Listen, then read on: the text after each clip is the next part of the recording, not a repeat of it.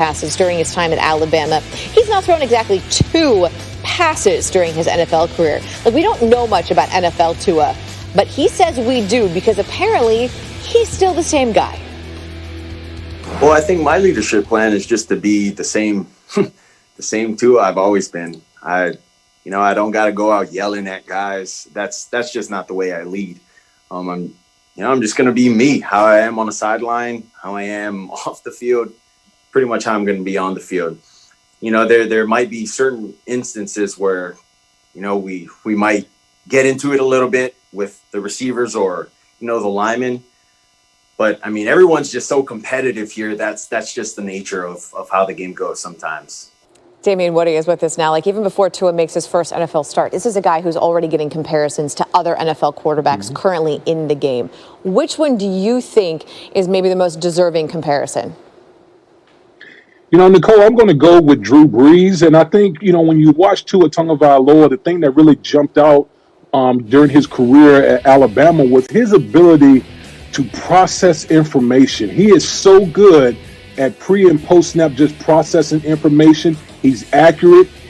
His mechanics are very good, similar to Drew Brees. So that's the person that I would give, the comparison to. Okay, we need to play a game now. It's time for a contender, pretender. And look, guys, there are 3 teams in the NFL with 5-2 records. Seems great. Yet all of them have been outscored this season. It's the Bears, the Bills, the Browns. They all start with B. And right now, they would actually all be in the playoffs. So let's start with the Bears. Contender or pretender? Nicole, I'm going to have to go with a pretender here. And it's not because of the Bears' defense. The Bears' defense is one of the best units in the National Football League, but it's the quarterback position. They've really struggled at quarterback position, whether it been Mitchell Trubisky or Nick Foles. Just the offense, you would think, under an offensive-minded head coach, would be producing more than it does, but they're really struggling at that position. And if that position is not playing at a high level, I can't have them contending. What is it that Orlovsky said after watching the game against McVay? Whatever you think the difference is, multiply it by like 100. All right, let's get to the Bills now. Contender or pretender there? I'm going to go with pretender again with the Buffalo Bills. Listen, Josh Allen has been playing, at a very high level, but it's the Bills defense. The unit that last year was ranked second in the National Football League is not the same unit that has been in the past. A lot of that has to do with injury. So unless this Bills defense really tightens up right now, I have to put them in the pretender category. That one's a bit of a surprise because it's like, oh, how far they have fallen. They started the season 4-0, and Josh Allen was in MVP conversations there. All right, last one, Browns, contender or pretender? Oh, I got to put them in a pretender. I know everyone was, everyone was geeked. I know everyone was geeked and talking about, Baker Mayfield last week, but guess what? It was against the Cincinnati Bengals. Okay, let's pump the brakes a little bit, and Baker played great. But I think the one thing that we need to see from the Browns moving forward, I need to see them have that type of performance against a big dog, not against the Cincinnati Bengals. The Browns host the Raiders this weekend. Sorry, Randy, I don't think that qualifies as a big dog. Falcons are playing a game they should win. They won't. Okay. And not in like a 28-3 kind of way. This is just this season, week 2, Falcons, Cowboys. The Falcons literally had a 99% chance to win this game with 2:57 to play. And then we're going to pick it up with 2 minutes to go. Falcons up 2. The Cowboys attempting an onside kick. And Greg Zuerlein hasn't had a successful one of those in 6 years. Hey, guys, it's not actually a hot potato. You can fall on it. But they didn't. Now Zuerlein's got a chance, and it's a 46-yard field goal. And it's good. And it's a game winner. The Falcons were up 20-0 at the end of the first quarter. They lost it 40-39. All right, let's go to week 3. Would things get better? No, they would not. They had a 99% chance to win at the highest point of this game. And hey, listen, that's according to ESPN's Football Power Index. And do with you what you want with that. But you're facing Nick Foles, 3rd and 8. You're down 3 for the Bears. Anthony Miller, touchdown. 3 touchdowns for Foles on 3 straight drives. Matt Ryan's trying to salvage this thing. All right, he's down 4, $1:20 to play. But Deshaun Gibson is there. And that's how this thing ends with a whimper. Falcons blow a 16-point lead. Then head coach Dan Quinn not happy. Week 7, Falcons only had a 98.7% chance to win it with 57 seconds left to play. So they're down 2. And watch what Todd Gurley does. He said he was trying to stop. He was doing everything he could to not score, because if he didn't score the touchdown right there, they could have run out the clock. They could have kicked the field goal, and then they could have won the game. Instead, they gave the ball back to that guy, Matt Stafford, with time on the clock. And 2 seconds left. Stafford escaping pressure. What's he going to do? Steps up, finds TJ Hawkinson, 11-yard touchdown. That ties it at 22. So you're like, what are you going to do? You're going to go for the win? We're going to go for 2? What are you going to do? Like, how are you going to do this? No, we're going to get an unsportsmanlike conduct. We're going to make the extra point extra easy at 47 yards. But that's Matt Prater, and it's good. And once again, it's like 28-3. It's deja vu all over again. The Falcons are 1-6, and 3 of those losses, like we just showed you, came in games where their win probability was at least 98%. Like no other team in the last 15 years has been able to accomplish that.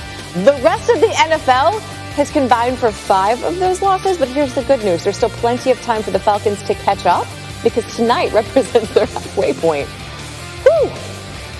We are now halfway through this hour, and it's time for half-hour headlines. Sure is. Hey, one of the Bucs' best receivers, all right, had to have surgery on his finger, but that's okay when you have what head coach Bruce Arians calls an insurance policy.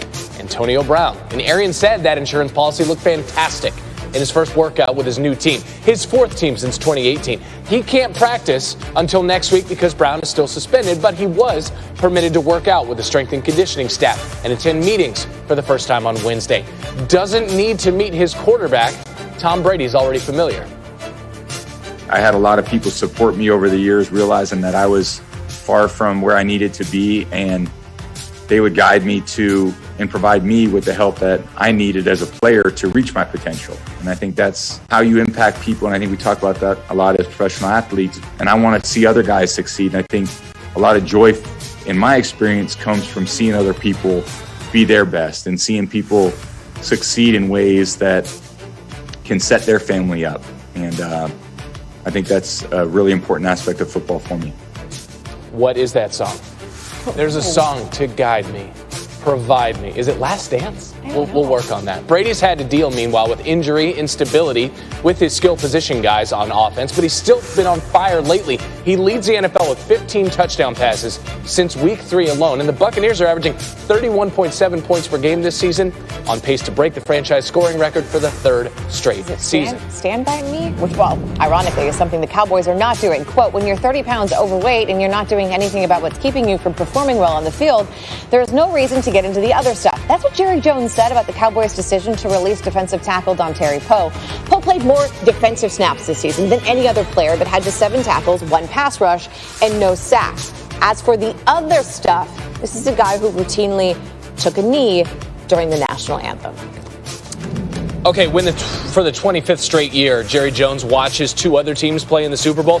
He'll see a different fan experience. NFL is planning for 20% seating capacity for Super Bowl 55 in Tampa in February.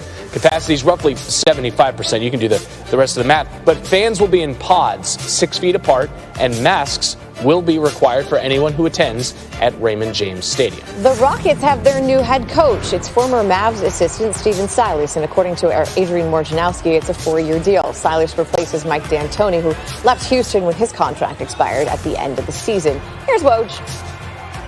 A very organized, detail-oriented coach who deserved a chance to be a head coach in the league. Now he gets it with the Rockets. Anything you want to accomplish with that Houston team, it starts with your relationship with Harden and Russell Westbrook. Both are going to be vital, and that was a major consideration when they decided to pair him up with them. They believe that he can build that relationship and be the kind of coach who that they're going to respond to.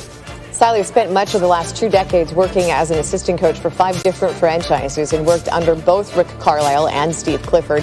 He's an Ivy League grad, and he's also the son of a former NBA coach, and Paul Silas. His dad coached 12 seasons in the NBA, most recently with the Bobcats. So now